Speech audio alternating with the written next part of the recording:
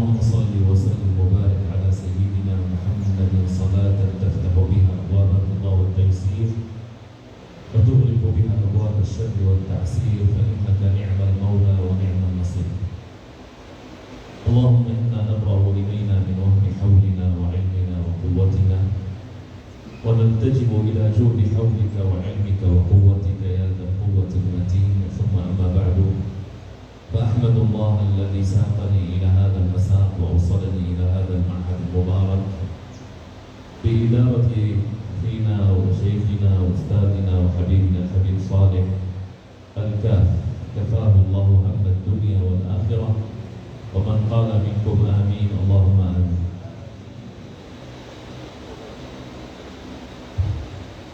Setelah beliau memulai dengan salam, beliau mengucapkan puji kepada Allah Subhanahu wa taala atas kenikmatan kita yang berbahagia atau kita diberi hidayah masuk ke dalam agama Islam, satu-satunya agama yang diberi hidayah oleh Allah Subhanahu wa taala.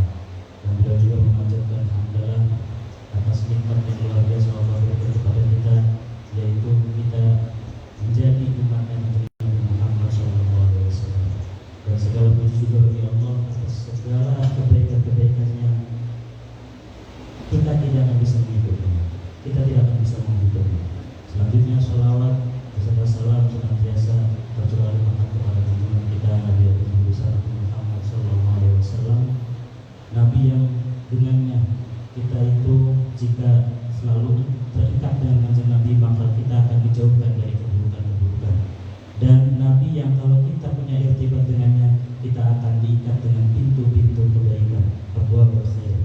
Dan selanjutnya beliau juga berterima kasih atau mengucapkan puji kepada Allah karena Allah telah menakdirkan pertemuan pada siang ini di tempat yang mulia ini, di tempatnya atau di kediamannya Al-Habib Salahuddin Al-Kaf, dan beliau mendoakan juga mudah-mudahan Habib selalu dalam lindungannya Allah Subhanahu wa taala, dan kita yang mengatakan amin pun demikian.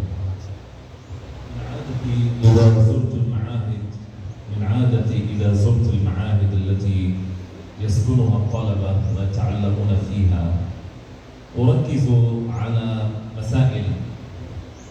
المسألة الأولى الإخلاص، لأنك لو درست العمر كله بدون إخلاص لا تنفع نفسك ولا تنفع غيرك. فأقرب طريق لنفع نفسك قبل غيرك هو أن تخلص لله تبارك وتعالى نعم في العبادة. في جوهرة التوحيد قرأتم وقرأنا وعالم بعلمه لم يعملا معذب من قبل عباد الوثن.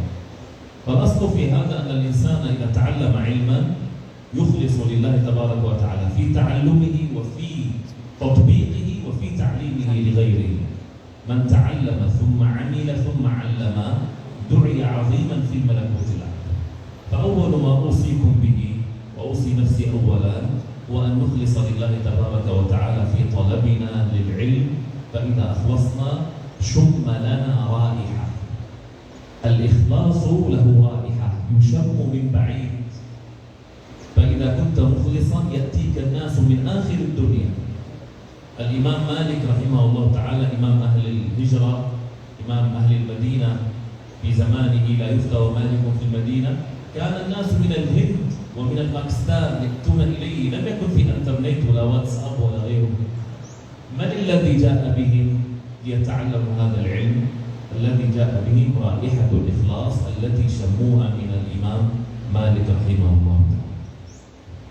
Kemudian termasuk dari kebiasaan kami, kebiasaan Syekh Ayub ketika berkunjung ke pesantren-pesantren atau ma'had-ma'had, beliau itu memusatkan perhatian atau memusatkan pembicaraan pada beberapa hal berikut ini. Di antaranya poin yang paling beliau sering tekankan adalah soal ikhlas. Kita melakukan segala sesuatu hanya tujuannya itu Allah Subhanahu wa taala saja, tidak ada urusan yang lain. Begitu juga ulama telah menjelaskan seperti yang kita sering baca di kitab-kitab, contohnya di kitab Jauharut Tauhid, bahwa setiap orang yang mengetahui sesuatu tapi dia tidak mengamalkan ilmunya itu, dia nanti akan diazab, dia akan disiksa, dia akan kelak sebelum para penyembah berhala disiksa. Kalau ia tidak mendalik. Oleh karena itu, ketika suatu perbuatan, suatu amal di situ ada ikhlas, itu akan bisa tercium. Beliau mencontohkan barusan itu Imam Malik. Imam Malik itu Masya Allah datang kepada beliau ya murid-murid dari jauh, di antara dari India misalnya, sangat jauh datang. Padahal pada saat itu belum ada wasail atau fasilitas-fasilitas seperti yang sekarang, ada internet, ada WhatsApp segala macam. Tapi beliau bisa terkenal begitu karena apa? Karena keikhlasan Imam Malik yang sangat luar biasa, sehingga menjadi magnet. المسألة الثانية التي أذكر بها نفسي دائما وأذكر بها إخواني الطلبة في المعاهد المباركة في هذه البلد المباركة هو الأدب. الإخلاص، وبعد الإخلاص الأدب. والأدب على ثلاثة مراتب: أدب مع الله، وأدب مع النفس، وأدب مع الناس. أما الأدب مع الله هو مراقبة الله عز وجل في كل الشؤون، في كل الظهور والبطون. إذا حصلت مقام المراقبة وكنت مخلصا لله تبارك وتعالى في طلب العلم ومراقبا لله في كل شؤونك، طبعا هذه مرتبة تحتاج إلى دربة، تحتاج إلى تدريب حتى تصل إليها. ليست كالمنام، تستيقظ تصبح مخلص، تستيقظ تصبح مؤدب. لا، لازم تتدرب. العضلة هذه إذا تريد أن تكون قوية البنيان لازم تتدرب، تتعلم، تذهب، تمشي، تمارس الرياضة حتى يقوى هذا البدن. كذلك الروح، كذلك النفس، كذلك العقل لازم تتدرب على الإخلاص، تتدرب على الأدب مع الله، أن تراقب ربنا سبحانه وتعالى، أن تراقب الله عز وجل في كل الشؤون، في طلبك للعلم، في تعاملاتك مع الله، في ليلك، في نهارك، في استعمالك للجوال، للإنترنت، في حديثك مع أصحابك. هذا أولا. الأدب مع من؟ الأدب مع النفس، أن تتأدب معها، لا تنظر إلى حرام، ولا تأكل حرام، ولا تمد يدك إلى حرام، ولا تتكلم حرام، ولا تمشي إلى حرام، ولا تجلس مع أهل الحرام وأهل الشر وأهل البلاء والعياذ بالله. هذا الأدب مع النفس. والأدب مع الناس أن تحسن الظن بخلق الله، وأن تسيء الظن بنفسك. قلتها وأقولها، شيخنا الشيخ عبد الكريم الرفاعي من أجداد العبد الفقير ومن علماء دمشق، وكان إمام الأئمة وشيخ المشايخ في دمشق وأستاذ الأساتذة. جاءوا إليه يطلبون منه دعاء الاستسقاء: يا شيخ أنت عالمنا وكبيرنا ومصلحنا وصالحنا، إنا نقدمك بين يدي الله عز وجل لتدعو الله لنا أن ينزل الغيث على دمشق. فقال: يا أخي، هذا الكلام في المساء. في الصباح ينتظر الشيخ عبد الكريم الرفاعي والشيخ لا يحضر، ينتظروه لا يحضر، ثم يضيق الوقت فيقدم رجل عالم ثاني اسمه الشيخ نزار الخطيب، يدعو وتمشي الناس وترجع الناس إلى بيوتهم، ثم يأتي الناس إلى الشيخ عبد الكريم في المساء: أين أنت يا شيخ؟ نحن نطلبك ولا نجدك لتدعو الله لنا في الاستسقاء. فقال رحمه الله تعالى، قال: خرجت من دمشق وأنا أطلب من الله أن يسقيكم الغيث لأنني خرجت منها، لأنني أنا شر الناس، أنا أشر واحد فيكم. كان يظن بنفسه رحمه الله تعالى أنه هو شر الخلق، وأن البلاء ينزل على دمشق بسببه، فخرج منها وهو ولي صالح عالم، يعني مجاهد في سبيل الله. لذلك نصل إلى هذه الرتبة من محاسبة النفس. نحن مقصرون، نحن كل من رأيت فالخضر اعتقد. إذن الأدب مع الناس أن تحسن الظن بكل الناس، وتقول أنا أسوأ الخلق وأنا أقل الخلق. الإمام أحمد الرفاعي الجد مدت له يد النبي صلى الله عليه وسلم لما زار المدينة، قال لجده المصطفى في حالة البعد روحي كنت أرسلها تقبل الأرض عني وهي نائبتي فهذه دولة الأشباح قد حضرت فامدد يمينك يا مصطفى كي تحظى بها شفتي. فمدت يد النبي صلى الله عليه وسلم وقبلها الإمام الرفاعي على مرأى ومسمع من الناس. ماذا يقول؟ يقول من أنا؟ أنا حميد اللاش، أنا لا أساوي شيء. ويقول حشرني الله مع هامان وفرعون وقارون إذا أعددت نفسي عليكم شيخا. لذلك إخواننا الكرام أن نتأدب مع الله، نتأدب مع أنفسنا، ونتأدب مع الناس وخصوصا الأساتذة في المعاهد. Kemudian poin yang kedua yang beliau selalu ingatkan kepada kita semua, termasuk kepada diri pribadi beliau sendiri, yaitu soal adab, soal etika, soal akhlak. Dan beliau menjelaskan bahwa adab itu ada 3 jenis, yaitu adab kita kepada Allah, adab kita terhadap diri kita sendiri, dan adab kita kepada orang-orang atau sesama manusia kita. Kemudian beliau menjelaskan adab yang pertama, adab kita kepada Allah, diantaranya yang harus kita praktekkan dalam kehidupan kita sehari-hari adalah kita harus selalu merasa diri kita itu diawasi, dilihat, dipantau oleh Allah SWT di segala tingkat tanduknya kita. Dan untuk bisa sampai ke level itu, level muraqabah, level merasa diawasi oleh Allah, itu kita perlu latihan, gak bisa instan, gak bisa tiba-tiba kita langsung bisa ke level muraqabah. Butuh latihan, sama seperti kalau kita pengen badan kita kuat, sehat, berotot segala macam, kita ada latihan olahraga. Begitu juga jiwa kita, akal kita, ruh kita mesti dilatih, mesti dibiasakan terhadap hal-hal yang seperti itu. Kita harus merasa diri kita itu selalu diawasi oleh Allah Subhanahu wa Ta'ala. Kemudian adab yang kedua, adab kita terhadap diri kita sendiri, yaitu kita jangan sampai menjatuhkan diri kita itu kepada keharaman. Kita senang melihat yang haram-haram, kita senang melakukan yang haram-haram, kita senang bergaul sama orang-orang yang suka melakukan yang haram. Na'udzubillah, jangan sampai seperti itu. Kemudian yang ketiga, poinnya ada yang adab kepada sesama manusia. Adab kepada sesama manusia diantaranya yang perlu kita praktekkan dalam kehidupan sehari-hari adalah kita harus berhusnudzon, harus berhusnudzon kepada Allah, kepada orang lain. Jangan menganggap diri kita itu sudah luar biasa. Beliau mencontohkan kakek beliau, Sayyidi Ahmad Ar-Rifai. Suatu ketika pernah para ulama-ulama di negaranya sana, di Syam, itu datang kepada Sayyidi Ahmad Rifai karena para ulama saat itu mengakui keilmuan dan kesolehannya Sayyidi Ahmad Rifai. Mereka meminta supaya Sayyidi Ahmad Rifai itu memimpin sholat istisqa, karena di sana itu sudah lama gak hujan. Jadi meminta supaya Sayyidi Ahmad Rifai memimpin doa untuk sholat istisqa. Syekh Abdul Karim, mohon maaf, Syekh Abdul Karim Ar-Rifai, maksud kami Syekh Abdul Karim Ar-Rifai itu diminta untuk memimpin sholat istisqa, minta hujan. Tapi di keesokan harinya, di jadwal yang telah ditentukan ini, orang-orang udah nunggu lama. Sayyidi gak datang-datang, Sayyidi Abdul Karim gak datang-datang. Sampai akhirnya orang sudah menunggu lama, akhirnya muncul inisiatif digantikan oleh Syekh Nazar Al-Khatib.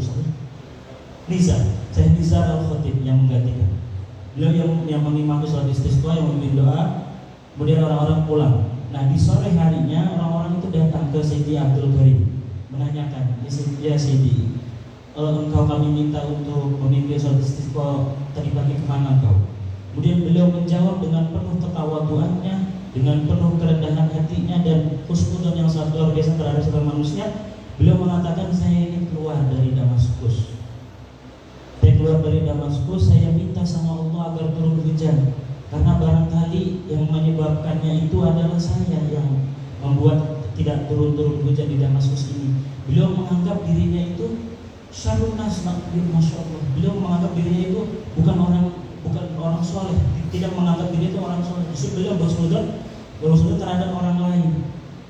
Oleh karena itu, dari kisah ini kita bisa mengambil kesimpulan bahwa kita itu jangan bersuudzon kepada orang lain dan menganggap diri kita ini sudah suci. Akhirnya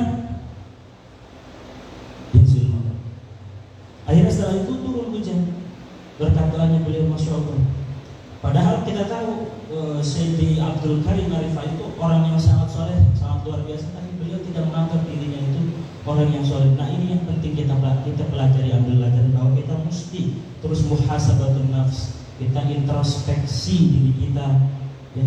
Kita terus menerus berhusnudzon kepada orang lain, ya. Jangan sampai kita menganggap kita ini lebih baik dari orang lain. Dan bahkan Sayyidi Abdul Karim al-Yahud Rasulullah. Kemudian ada juga kisah Siti Ahmad Arifah yang diberi keistimewaan luar biasa. Ini satu-satunya ulama yang punya keistimewaan. Suatu ketika Rasulullah itu mengeluarkan tangannya, kemudian dicium, disalin begitu oleh Siti Ahmad Rifai. Dan ini disaksikan oleh orang banyak. Dan beliau Siti Ahmad Rifai itu tidak menganggap dirinya itu orang yang luar biasa, padahal itu belum pernah ada sebelumnya kejadian seperti itu, dan sebenarnya pun tidak ada kejadian seperti itu. Tapi beliau tidak menganggap dirinya itu orang yang sangat luar biasa. Beliau malah mengatakan ada Humaydullah Delas, saya membawa Allah yang biasa. Ya. Beliau tidak menganggap dirinya itu hebat luar biasa. Bahkan beliau sampai mengatakan, kalau kalian menganggap saya ini orang hebat, orang luar biasa segala macam, maka oleh itu bila saya akan dikumpulkan di akhirat bersama Fir'aun, saking tawadhu'nya, saking luar biasanya beliau. النصيحة الثالثة وهذه الرابعة، أولا الإخلاص، ثانيا الأدب. النصيحة الثالثة بعد الإخلاص والأدب أن تأخذوا هذا العلم بقوة، ليس بكسل، ليس في النوم، ليس في الطعام، ليس في الاستراحة. الآن أنتم مرحلة شباب، فيأتي يوم نصبح في مرحلة الكهولة. الآن مرحلة الشباب مرحلة الاستفادة من العلم والنهل من العلم. أنتم شباب أقوياء. الدين كل واحد فينا يمثل شيء في الدين. إذا كنت أنت قوي في أخذ العلم وفي همة في قيام الليل، وهمة في ذكر الله، وهمة في حفظ العلوم والطلب من الله أن يفهمك العلوم، كنت طالب علم ناجح. إذن النصيحة الثالثة أنصح فيها نفسي وأنصح الطلبة، إخواني الطلبة، أنصحهم أن يكون هناك همة في طلب العلم. يا يحيى خذ الكتاب بقوة. Kemudian nasihat yang ketiga setelah ikhlas, ada poin yang ketiga yang perlu kita pegang kuat-kuat, itu kita harus belajar ilmu yang kita pelajari di sini dengan kuat. Jangan dengan loyo, jangan dengan malas-malasan, jangan dengan banyak tidur, banyak makan hal-hal yang tidak mendatangkan manfaat. Kenapa? Karena di masa kalian yang sekarang ini, di usia kalian ini pemuda, harapan masa depannya umat ini. Di masa kalian inilah masa yang istifadah, masa untuk mengambil ilmu sebanyak-banyak dari para masyayikh, dari para kiai, dari para habaib, dari para ulama. Ambil istifadah sebanyak-banyaknya, ambil ilmu sebanyak-banyaknya. Karena jika kalian kuat di dalam mencari ilmunya, semangat, maka insya Allah kalian akan menjadi orang yang sukses di masa yang akan datang. Kalian akan menjadi ulamanya umat ini sebelum datangnya masa tua. Karena kalau sudah di masa tua itu sudah lemah, sudah banyak hal-hal yang berkurang dari kita. Oleh karena itu manfaatkan betul usia muda kalian ini dengan belajar yang kuat, belajar yang jangan malas. Bahkan beliau mengutip ayat Al-Quran, ya Yahya khudil kitabah biquwwah. Wahai Yahya, ambillah kitab ini dengan kuat. Maksudnya ketika kalian belajar ilmu dengan kuat, jangan dengan loyo, lemas, malas dan seterusnya. النصيحة الرابعة والأخيرة هي إياكم وعقوق الوالدين وعقوق الأساتذة. فلا يفلح طالب للعلم إذا كان عاق لوالديه. ما يحصل النفع ولا يحصل نور ولا يحصل بركة في العلم من كان عاقا لوالديه وعاقا لأستاذه.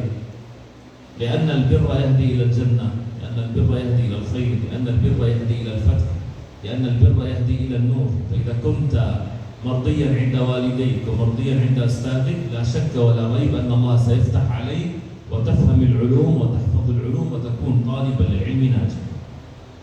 Kemudian nasihat yang keempat untuk kalian wahai para penuntut ilmu, jangan sampai kalian itu durhaka terhadap orang tua dan guru-guru kalian. Orang yang durhaka terhadap dapat barokahnya ilmu, tidak akan dapat manfaatnya ilmu, tidak akan dapat nur, tidak akan dapat cahaya. Orang yang durhaka tidak akan dapat itu semua. Sebaliknya ketika kita berbakti, kita berbuat baik kepada orang tua kita, kita berbakti kepada guru-guru kita, masyayikh kita, habaib kita, Allah akan menunjukkan jalan kita ke surga. Allah akan memberikan kita nur, Allah akan memberikan kita kebaikan, Allah akan memberikan futuh kepada kita sehingga kita mendapatkan anugerah-anugerah yang sangat luar biasa dari Allah Subhanahu wa taala. كم واحد منكم يحمل ورقة وقلم؟ الذي يحمل ورقة وقلم يرفع يده. Yang bawa pulpen sama buku catatan angkat tangan. بعضكم لا يحمل ورقة وقلم. الذي لم يحمل ورقة وقلم ضيع كثير من الأفكار.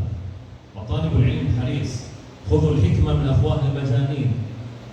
في كل مكان القرطاس والقلم معك. العلم صيد، هكذا يقولون، العلم صيد والكتابة قيده. قيد صيودك بالحبال الواثقة، فمن الحماقة أن تصيد خذالة وتتركها بين الخلائق طالقة. لذلك دائما دونوا هذه العلوم. أسأل الله أن ينفعني وإياكم بها وبكم، اللهم آمين. وصلى الله وسلم وبارك على مولانا ونبينا محمد، والحمد لله رب العالمين، والسلام عليكم ورحمة الله تعالى وبركاته.